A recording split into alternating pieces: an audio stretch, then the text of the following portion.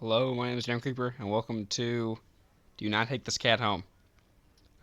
We have gotten some endings, but for some reason it did not record at all, like it was glitched out. So this is kind of a reset. We've already done two endings, unfortunately, but it should be fine. You're walking. Right, of course. First time in a while you feel like going out, and you're actually glad that you did. The weather is absolutely perfect today. It's a good sign, right? Maybe your luck is finally starting to turn around. You tentatively allow yourself to feel excited for the possibilities of where you could go or whatever you could do. Maybe even who you can meet. So you even thought that you only miss it. Huh, what was that? Curiously guiding your steps, you follow the sound to the entrance of a lonely alleyway. The sunlight only just manages to reach down in between the tall buildings on either side. You timidly enter the alley and walk forward, the loose gravel and scattered debris on the ground softening your steps. Finally, the sound source comes into view in the warm, almost ethereal light of the alley. At the end of the alley, in a big cardboard box, is a cat. I guess that should have been obvious. Look at him, he's so cute. It's an interesting looking cat. Its pretty yellow eyes shine like gold among the dark sea of its black fur. It puts its front paws up on the edge of the box and looks up at you. I'm startled, apparently. So, you look so familiar, right?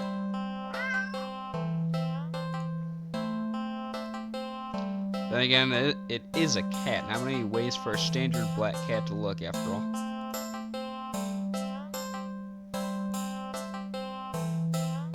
This one sure is a cutie, though. Just look.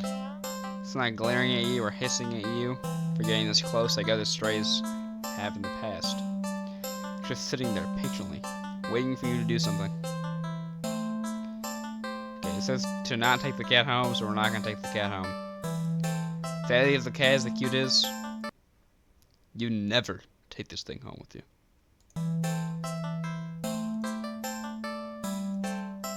You just can't take it home with you. You're a responsible adult. That was a strange meow. You are. With rent and bills to pay for, not to mention you need to buy food to survive too. There's no way you could take this cat home long term, right? You can barely afford this little outing on your day off.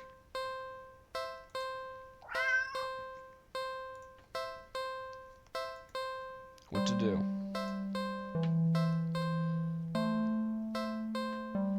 Okay, let's give the cat a little treat, before we leave him. Cat must be hungry. You can't imagine that it's had much to eat if it's so attached to the box it's in. Dude, if I was a cat, I would also live in a cardboard box. It doesn't exactly seem malnourished either. Surely it must have left the box to search for food then. For some reason, something in the back of your mind tells you that is not the case, and not to think on it any further. Well, either way, you can't exactly enjoy your day out knowing you left behind a hungry cat, especially when you could have done something to help. So, what do you do about the hungry kitty? Let's look around the area. Glance around the dark, dingy alley, and only see garbage bags, trash bins, empty cardboard boxes, and scattered litter here and there. If there was something for the cat to eat, surely you would have found it by now, right? But you don't want to just give up so easily. Keep looking. You look and only see garbage. You sniff and you only smell garbage. You listen. Scratch, scratch. You just barely make out the sound of a faint scurrying by a trash bin a few feet away. Quietly, oh so quietly, you creep over to the bin. And you lunge. What the hell's wrong with me? You aren't very graceful in your attempt. You stumbled and knocked over a stack of nearby boxes full of more trash. But as you stand up, grasped in your hand. It's a small mouse. Dude, what? I just grabbed a mouse? The mouse is not happy. Mouse squeaks and shrieks in distress, wriggling and struggling desperately in your grip. You're holding it too tightly and carefully for it to be able to bite or scratch you, though. It wears itself out eventually, looks up at you with its black eyes. It's completely at your mercy. Yep, feed the mouse to the cat. Oh. Oh. That is not a happy mouse. It weakly starts to struggle again. Oh, it really does not want to be fed. Maybe I shouldn't. The mouse is reluctant. Feed mouse to cat. The kitty is hungry, but the mouse is terrified. It really does not want to be fed to the cat. It's very, very scared. And feed mouse to cat is in red.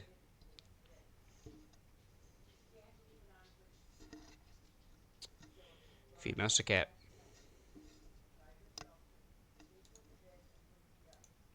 You feed the mouse to the cat. The cat tears it apart instantly. Oh, poor mouse.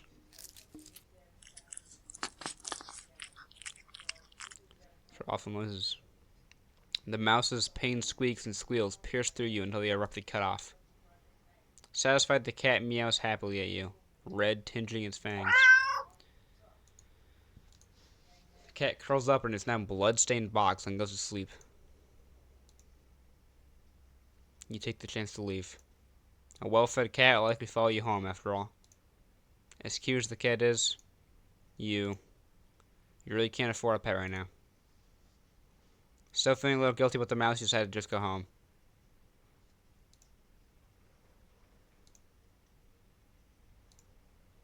Very colorful neighborhood.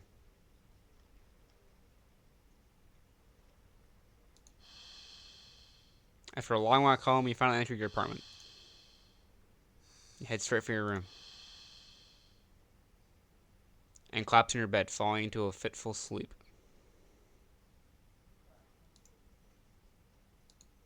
Later, you wake up. Scritch, scritch. Oh no.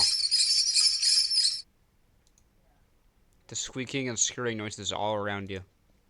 So loud and constant it sounds like screams. In the darkness of your room. Oh my god. You see the shifting shadows of hundreds of mice surrounding your bed. You try to run. Ah! You cry out as twin lances of pain race up your legs. You fall to the bed in your attempt to escape. The hordes of mice dodging you as you crash to the ground.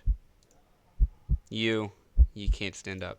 Looking back and squinting in the dark, you just make out the source of your pain.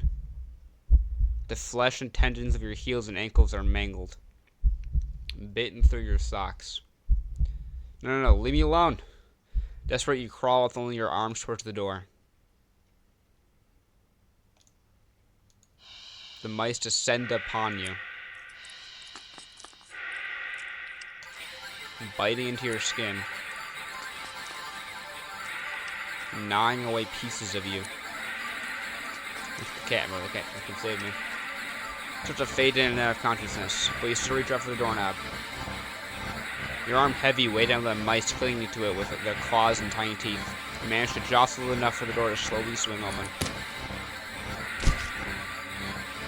Plop. They've chewed my arm off. But your outfit suddenly falls to the ground lifeless. The mice manage to chew through the flesh and bone of your now dismembered limb. As a few mice creep towards to curiously inspect your arm, you stare blankly at it for a moment before sliding your gaze up. The newly opened doorway sits a familiar-looking mouse. It stares at you. Darkness is in its beady black eyes. You can begin to measure their depths. Oh.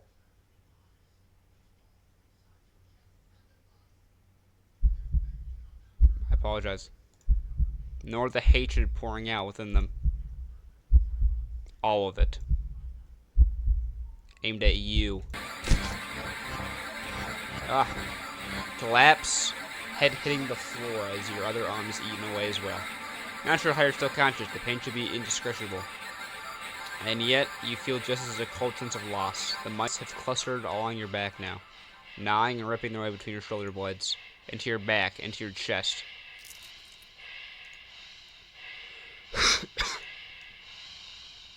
You weakly cough up blood that must have damaged something important. You feel something being pulled out of you. And in between there moments of that blankets of darkness fade out of your vision. Sweat. Something wet plop as it can be my heart. You pry your eyes open and see it in front of the mouse. Yep. Weirdly shaped, red with your blood and pulsing. And oh, that's your heart, isn't it? The other mice descend upon, abandoning your half-eaten body.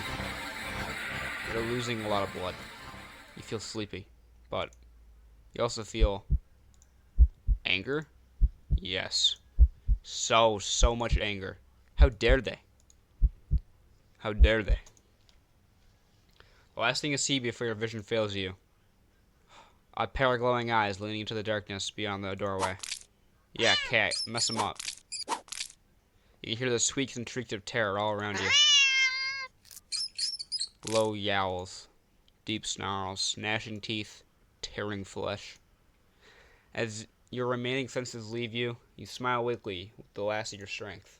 Something with soft, slightly damp and sticky fur nuzzles your cheek. Good kitty. Ending 27, well fed. Well, we got eaten alive by mice. And the cat did come to help us, he was just a little late. We tried his best. And really, that's more than a cat can do most of the time. Get back into it. You're walking. Right, of course. It's the first time. Okay, yeah. And you're glad you did. Absolutely perfect today. Or something about turn around. You tentatively allow yourself to feel excited for the possibilities of where you could go or what you could do.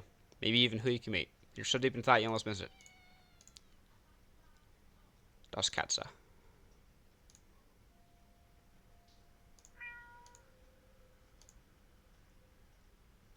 Down in the alley, in a big cardboard box,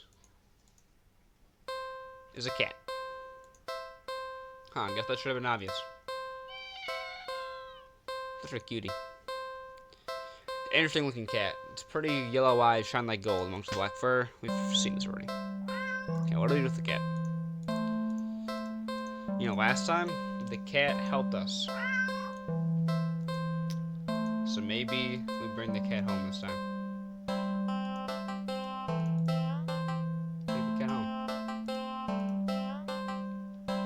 Oh, sleepy guy. Well, why not? Right? So happy. You barely reach out your arms before the cat eagerly leaps into them and climbs up on your shoulders. It butts its head into your temple, nuzzling against it.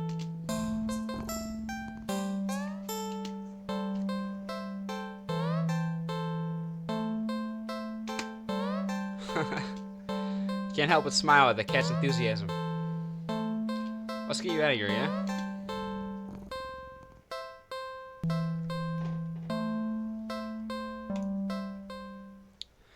On the way home, you briefly consider getting cat food.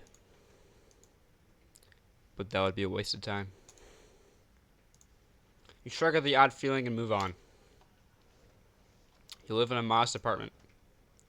1 bedroom, 1 bathroom. One you, living alone in it. So it feels weird having another living being inside it after so long. Even if it is just a cat.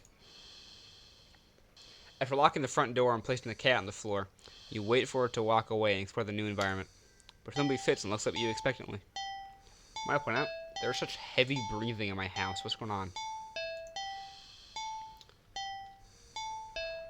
Okay, the cat clearly wants to do something, like he's sitting there looking at me. So let's play with the cat. Like what? Just pet the kitty. This time of day, you have access to a cute, fluffy animal. What else is there to do but pet to your heart's content? You sit on the floor in your living room and click your tongue to call the cat over. Oh. He lost his mouth, that's okay. Cat dashes over to you, making you climb into your lap. Poor thing, you just want some attention, don't you? Alright. You carefully pet the cat, and a rub behind an ear, a scratch under the chin, a smooth sweep along the back. Good? Such a happy kitty. Keep petting the cat in your lap, enjoying this bonding time together. But the cat starts to get restless after a while. Do something else. Let's feed the cat. The cat looks so hungry, so you decide to feed it. You're regretting not stopping for earlier, but you don't have much left. Grocery shopping is tomorrow after all. Head to the kitchen and click your tongue, and the cat follows after you. It leaps nimbly onto the kitchen counter and watches you search for meal options. Let's see. Find some things you'd expect. Canned tuna in the pantry, some leftover meatloaf in the fridge, and... what's that? Yours is a tightly sealed Tupperware on the bottom shelf of the fridge. You don't recognize it. A foul odor is leaking from the container. Whatever's inside can't be safe for human consumption. But the cat seems excited about it, practically salivating over it. Still, you're the caretaker here. You're the one who needs to decide what's best to feed a hungry cat. So you'll feed it. Okay, so mystery food is definitely human meat.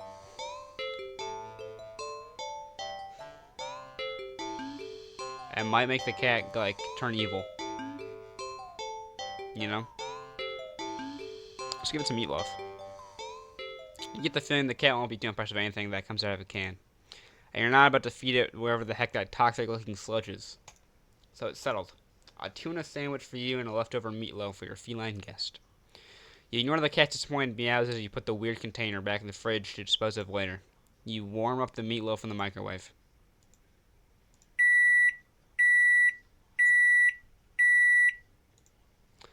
You place the now warm meatloaf on a saucer next to the cat on the counter. You don't think you should be encouraging it to eat up there, but you figure it'll make up for electing not to feed it the toxic goop it wanted. The cat looks like it finds the meatloaf interesting. Works for you. Eat up, kitty. As the cat digs into its meal, you go searching for some bread for your tuna sandwich. You're distracted by your search that you only just barely hear. Splat. Turn around and see the meatloaf has only one, maybe two bites taken out of it. More alarmingly, there seems to be a red trail of something leading away from where the cat has been sitting. And at the edge of the counter towards the living room is that blood? My kitty. You jump at the strange sound coming from around the corner, further into your apartment. You attempt to steel your nerves.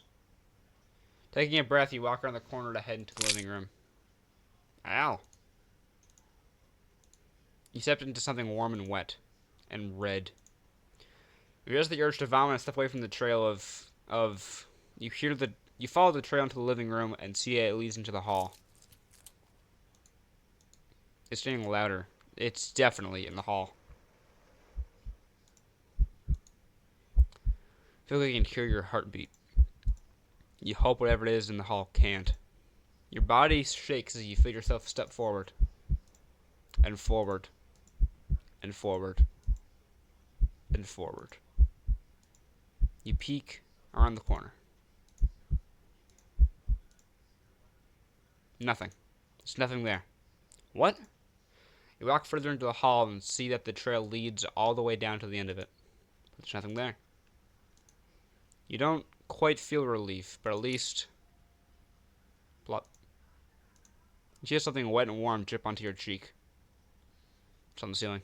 Something very warm. You swipe your shaking hand across it and pull back to see your fingers covered in something. Oh. What's happening? Uh-oh. You look up and see what can only be described as meat. Oh. The entire center of the hallway is covered in a thick, undulating, writhing layer of pulsing meat. Its very center is a single glowing eyeball, frantically rolling around in every direction. Until it lands squarely on you. Ah! Should take a step back, desperately to escape the hallway. To escape this thing. But before you can even scream, meaty tendrils shoot out and grab you. No! Let me go! They pull you up and up into a pair of slowly opening jaws. And then chomp. Just got eaten by my house. Ending 9, leftovers. Apparently that was not the right decision.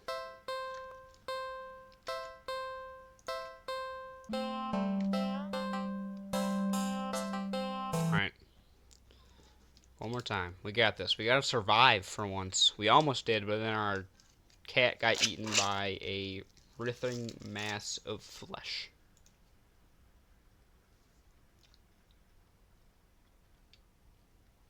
You're walking, right? Of course. First time in a while I feel like going out.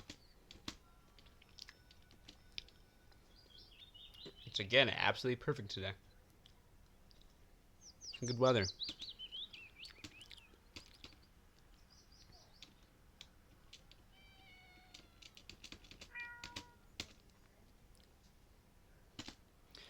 At the end of the alley in a big cardboard box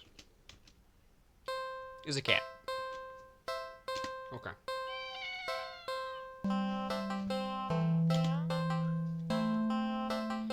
Interesting looking cat, golden eyes. So familiar. Just cutie cat. Okay. Taking the cat home doesn't seem to do good, but not taking the cat home also seems to end us, you know? You feel me? Feel me?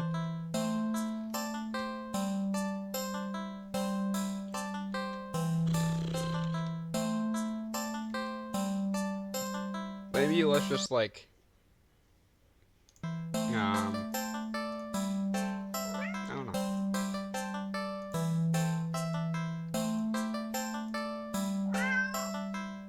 We'll just like play with it and stuff, you know? Entertain it.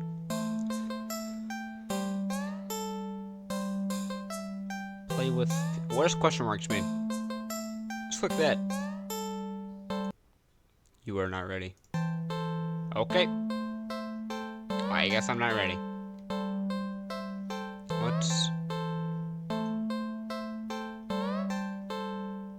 What if I just leave? I don't think it's a good idea to give this cat's hope of having someone to look after it if you're not willing to commit. If it gets attached and somehow, what if it gets attached and somehow tracks you down back to your home? You'd never get away from it. Sorry, see you around, I guess. You stand up, the cat watching your every move. You make it halfway out of the alleyway when the cat meows almost pitifully at you. Oh, sad kitty. Ignore. I can't have that cat in my house. You nip this in the bud and get on with your day. It's best for the both of you. Leave the alley and continue on your way. Wait, what was I doing? All the excitement of dealing with your furry dilemma. You've forgotten what you still hadn't decided on what you were going to do with your day off. I think I'll just go watch a movie. You know? That's a nice way to chill out. It's been a while since a film came out that looked interesting enough for you to drag yourself to a movie theater. But there's a showing of one short film at the old theater. The movie was a little too niche to be picked up by the new cinema that opened right across the street. It's okay though, you're not exactly a fan of the crowds. And nothing ruins the experience of watching a new movie for you than noisy audience. Go to the old theater. You eagerly buy your ticket from the old man in the booth and head inside. It's barren of any trace of other people, and the decor looks like it hasn't changed since the 80s. Maybe the 70s. But it's what you were counting on. You consider buying some popcorn, but can't help but be concerned that everything at the concession stand might be expired. You move on and walk through the halls, finally locating the theater designed on your ticket stub, or designated on your ticket stub. As expected, the theater your movie will be playing in is completely empty. Perfect. You pick a spot right in the middle, even counting the seats and taking into consideration the gap to the staircase. As you settle in, the dim lights fade, away, leaving the room pitch black for a few moments. Before the screen flickers on, no commercials or trailers pop up. The movie just begins. Pleased, you shrug and let yourself get immersed in the opening scene. But as you're getting into the premise, the doors open behind you, momentarily casting light into the room and ruining the atmosphere. You hold in a frustrated sigh. It's a public establishment, after all. The place can't exactly afford to stay open if you're the only customer. Try to refocus on the movie, but you sense the new presence slowly shifting around the theater before heading in your general direction. What? Hello? You gape in utter disbelief as the stranger shuffles down the aisle, only to sit right in front of you. There's no one else here and plenty of space to sit. The stranger is also unusually tall. Even with the stadium-like arrangement of the seats being on a somewhat steep incline, they're completely blocking your view. Just move to another spot, you know? Maybe he has a special spot. You don't want to risk escalating the situation further. This whole thing is making you uneasy. Why would they choose to sit right in front of you? Surely they know you wouldn't be able to see past them. Shaking your head with a passive-aggressive scoff in the stranger's direction, you reluctantly pick another, less perfect seat in the theater. But as you settle down, you see this strange person get up, only to once again sit down in the seat directly in front of you. You look around somewhat helplessly, as if waiting for someone to silently agree with you about how odd all of this is, or to at least inform you that it's all an elaborate prank. But there's no one else here with you. That's how you've always liked it. But you can't just help but think maybe it would have been nice to have someone else here, if it meant not having to be alone with this weird jerk. This guy's kind of shady. Maybe we just leave. Now we're gonna confront him. You hate confrontation. You can already feel your palms starting to sweat at the idea of it. Your throat closes up and your body starts to shake. Dude, you need to calm down. You've always been more of a flighter than a fighter. Oh. Return. My apologies. But you paid for this ticket. Let's read this safe. You wanted to watch the movie for ages. Oh. You're all alone in the theater. There's no one to help you if something goes wrong. But you're angry enough that you ignore the signs of your body begging you to put as much distance as you can between yourself and the stranger. You stand up, even standing and higher up on the incline. The stranger is still at least a head taller than you. It's getting dark. The movie continues in the background, but you feel as if a hush immediately falls heavily over the theater at your movement, as you sense the stranger anticipating what you plan to do next. You square your shoulders and force a little bass into your voice. Hey! The effort makes your words come out more harshly than you intended, like a sudden and vicious bark, but you figure they deserve it anyways. You're being a real jerk, you know that? Well, you're playing at, huh? You're trying to piss me off? The silence that follows your words is deafening. So much so that you glance at the screen only to find that the movie has paused. Your attention is ripped back to the stranger in front of you as they shift slightly, like a small animal trying desperately to anticipate the moves of a predator. You don't move an inch. You don't look away. You don't dare to blink. Instead, your eyes widen as the person's head turns, and turns some more. A turn more, beyond what should be possible, neck bones cracking. They face you directly. Oh! Can't move. Wide, glowing eyes resting above a wider, grinning mouth gaze down at you. The stranger opens their mouth, and what comes out is something impossible to comprehend.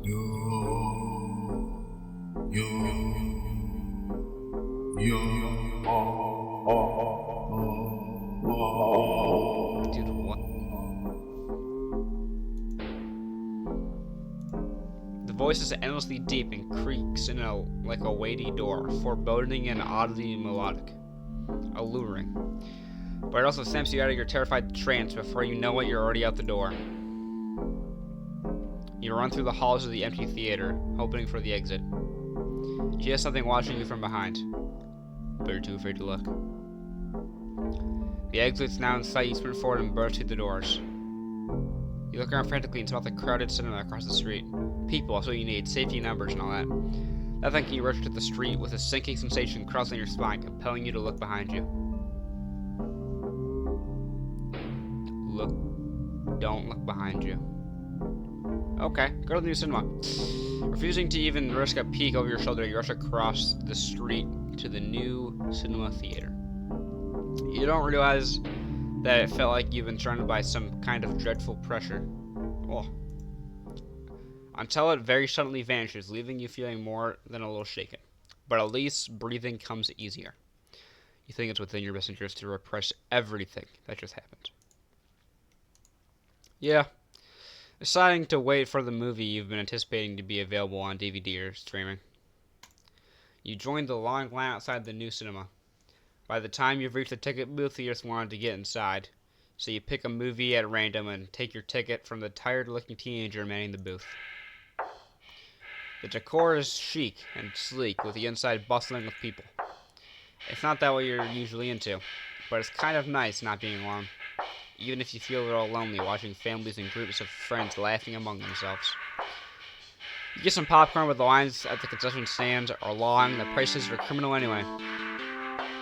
You go through the halls and follow the signs to the theater designated on your ticket before heading inside. Some sick music.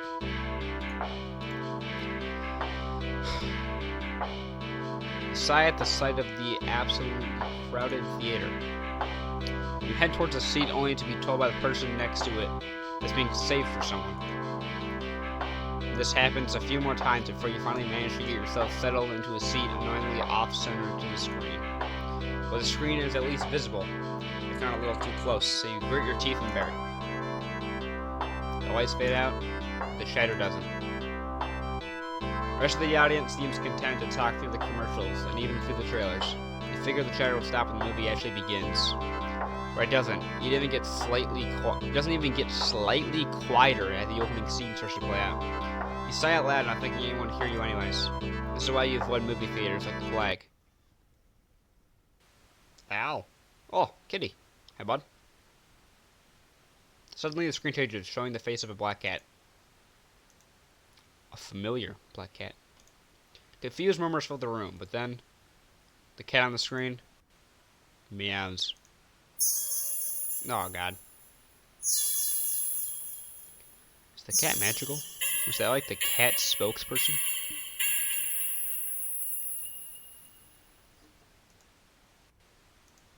It sounded strange. Not like any cat should sound. Haunting, almost melodic. And layered as if made of multiple voices of different creatures. Creatures that would probably never say.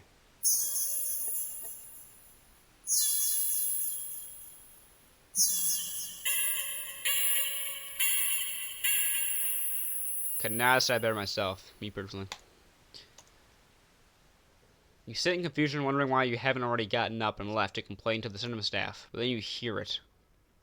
It's scattered and dissonant at first, but among the crowd, people start to chant along with the cat on the screen.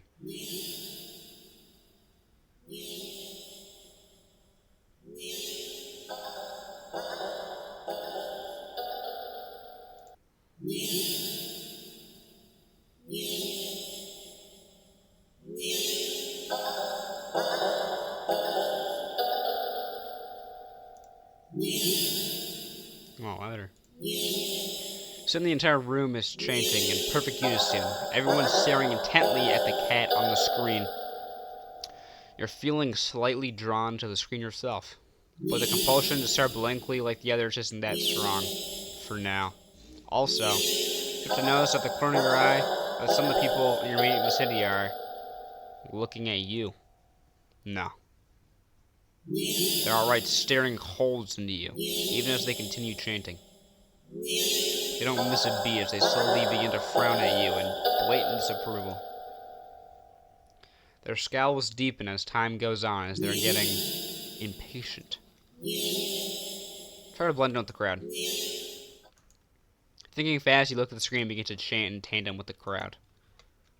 Yeah. Yeah. Yeah. Yeah. Oh my god, it's working. These fucking idiots. They're so dumb, they're so stupid. You feel the harshness of their collective gaze start to ebb away. The air in the theater becoming lighter once again. You release air shakily, realizing that you've just been holding your breath earlier. You feel stuck. Surely you can't just up and leave now. Not after whatever all that was. People around you seem fine now. But there's no telling if they get aggressive for you even moving too much. Never mind outright getting up and leaving. You decided to let this run its course, hoping something will come along, right? Or at least turn the film off? You continue to chant along with everyone else. Oh, hello, kitty. Start to feel lightheaded. You feel as if you could fall asleep, but your eyes don't feel heavy in the slightest. You try to look around and gauge the other's emotional state. But you can't seem to look away from the screen. You try again, but you're still locked into eye contact with the cat on screen.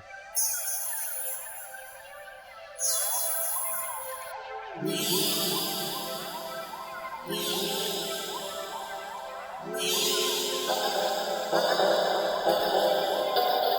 attempt to physically force your line of vision away. You steel your nerves ready to throw yourself on the ground if you need to. But your body only gets as far as tensing up for a moment before completely loosening itself again, making you lay back limply in your seat. You think you should be panicking right about now, but even your brain feels limp. Your thoughts are vaguely muted pastel pink, airy, sickeningly sweet and loosely spun, like cotton candy. You like cotton candy. You think you shouldn't mind your thoughts and body being like cotton candy either. So, why get up and ruin that? It's nice here. You're more at peace than you ever felt before in such a crowded room. So chanting, you never felt so aligned and with another person. Let alone an entire room full of complete strangers. You're not alone. At the corner of your eye, the person next to you starts to sink back even further into their chair. Then they sink more and more. Not like they're slouching or anything, it's more like they're deflating. Their skin bunches up and wrinkles like fabric, as if their muscles, their bones have started to disintegrate. Their eyes dim before sinking into their sockets. Their mouth, still attempting to chant, falls open over a cut-off nia. Gaping as the word ends in an awful hiss, a final weak release of air. You muse thoughtfully about whether or not you should be distressed at the sight. But even then, the blanket of peace doesn't leave you. Suddenly, the pile of skin and clothes next to you, you see a lump moving around. You watch in a dazed fascination as the lump makes its way to the part of the skin where the head used to be. And out of the mouth comes a tiny black kitten. I knew it. The cat was gonna come out. That is a horrifying sight. Nya, nya, nya. Am I gonna become a cat?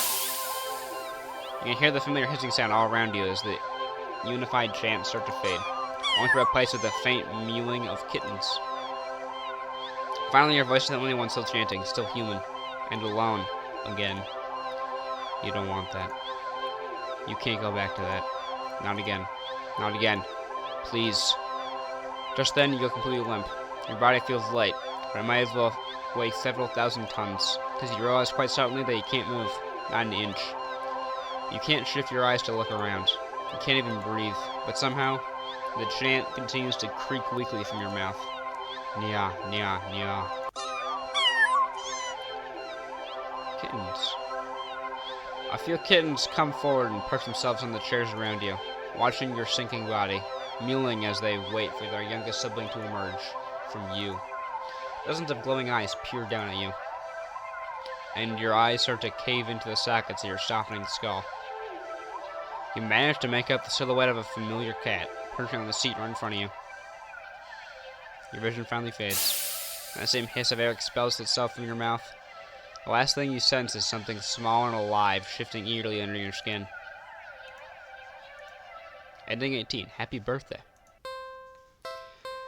Well, that was great. I might make a part 2 to this. But I hope you enjoyed. Creeper out. I'll see you in the next one. Goodbye.